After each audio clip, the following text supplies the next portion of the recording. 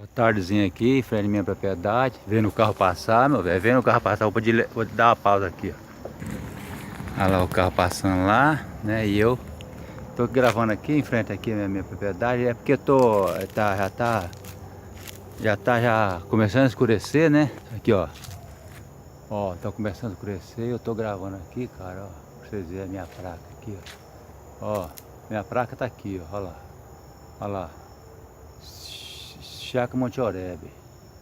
Ah, meu velho, mostra a Chácara Monte Oreb, tá aí, gente. Tô mostrando a Chácara Monte Oreb pra vocês. Aí, e a tardezinha, né, já tá quase na hora de ir pra igreja, né, eu vou na igreja, mas vou na igreja, mas o sol tá rompendo lá, tá na hora. Se eu não fosse pra igreja agora, rapaz, já tava assim, ó, sonhando com as purgas, eu tava sonhando com as purgas, mas infelizmente, né, muito feliz, eu vou na igreja, né. Ah, meu velho, tava sonhando com as purgas. Se eu não tivesse na igreja, eu tava sonhando com as purgas, né. Ah, meu velho, então fala logo.